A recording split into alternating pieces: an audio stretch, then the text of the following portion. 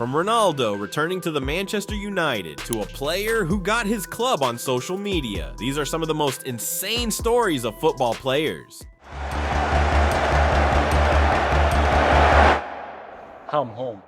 I hope you know Steven Kalker, a guy who's played for big teams like Liverpool and Tottenham, was looking for a new club. And how did he go about it? Did he hire an agent or call up a manager? Nope, he logged onto LinkedIn. Yes, the professional networking site that's basically like Facebook's nerdy cousin. Kalker posted about his availability as a free agent and boom, a Turkish second division team called Ankara Keçiörengücü reached out to him. Can you believe that? A professional footballer found a club through LinkedIn. It's like sliding into someone's DMs, but way more formal. This story shows that sometimes all it takes is being in the right place or website at the right time. Speaking of being in the right place, let me tell you about a guy who thought his success depended on a shirt. You know Pelle, right? One of the greatest footballers ever. There was a time when Pelle thought his bad form was because he lost his lucky jersey. He was so convinced of this that he actually hired a detective to track it down. Now, hiring a detective for a missing shirt might sound extreme, but for Pelle, this was no ordinary shirt. It was his talisman. Here's where it gets interesting. The detective couldn't actually find the original jersey. Instead, he handed over a random shirt, hoping Pelle wouldn't notice. And guess what? It worked! Pelle's confidence skyrocketed and his form improved almost immediately. This story is less about the shirt and more about the belief it symbolized. It's a reminder that sometimes what's in our head matters more than what's in our hands. Speaking of belief and quick fixes, let's talk about a guy whose career was over almost as soon as it started.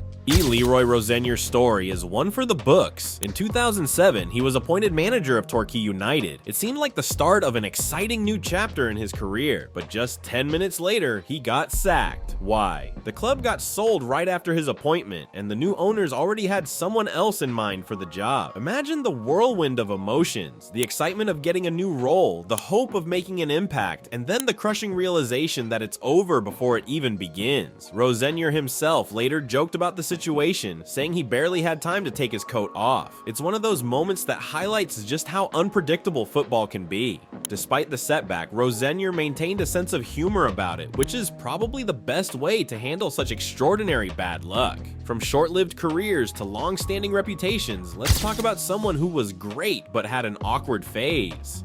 Now, we all know Diego Maradona as one of the best to ever play the game, but even legends have their off days, or in this case, off kicks. During his time in the Argentine league, Maradona missed 5 penalties in a row. Yep, 5. It wasn't just any streak of bad luck, it became a topic of national discussion in Argentina. Fans were divided. Some blamed the pressure on Maradona's shoulders, while others thought it was just an unexplainable slump. Imagine stepping up for the 4th penalty after missing 3. The weight of expectations, the crowd's murmurs, the opposing goalkeeper psyching you out, and still, he missed. By the time he missed the 5th, even his teammates didn't know how to console him. What's remarkable, though, is how Maradona bounced back from that phase, proving that even the greatest can stumble before rising again. Moments like these remind us that heroes are human too, and sometimes their failures make their triumphs even sweeter. And speaking of mistakes, this next story takes errors to a whole new level.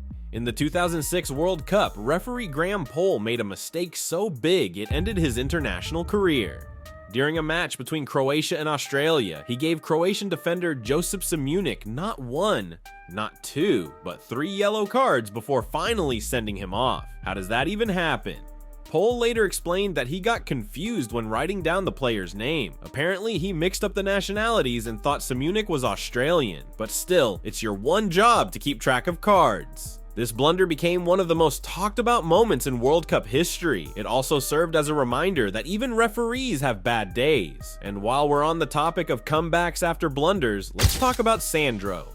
Sandro, the former Tottenham and Brazil midfielder, retired in 2023, but then, out of nowhere, he decided to return to football. Not to a big club or a glamorous league, but to Harborough Town, a 9th-tier team in England. And get this, he played for free. Why would someone who's played at the highest level do that? Simple. Love for the game. Sandro wanted to inspire younger players and give back to the sport that gave him so much. His presence brought attention to Harborough Town, with fans flocking to see him in action. For the players, players on the team, it was like having a mentor who'd been to the top and back. Sandro's story is a reminder that football isn't always about fame and fortune. Sometimes it's just about the love of the game. Speaking of love for the game, let me tell you about a player who took a very unconventional approach to his career. Carlos Kaiser Raposo is probably the most legendary con artist in football. He signed with multiple clubs during the 80s and 90s, but barely played any matches. How? He'd fake injuries, charm journalists, and buddy up with influential people. Whenever he was forced to play, he'd either pretend to be injured or deliberately mess up so he'd get subbed off. One time, when fans were booing him, he jumped into the crowd to start a fight, getting himself red carded before he even touched the ball. His entire career was built on lies, but somehow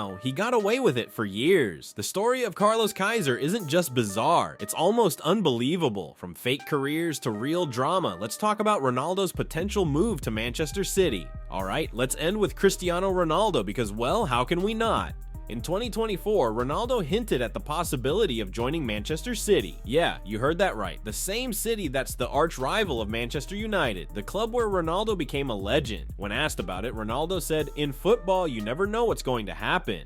That one sentence sent fans into a frenzy. Could he really do it? Join the rival team? For United fans, this was like a betrayal waiting to happen. But for City fans, it was a dream come true. The story sparked debates everywhere, on social media, in pubs, and even on sports shows. Would Ronaldo tarnish his legacy at United by switching sides? Or was this just him keeping his options open? Whatever the case, it showed that in football, the drama isn't just on the pitch, it's everywhere.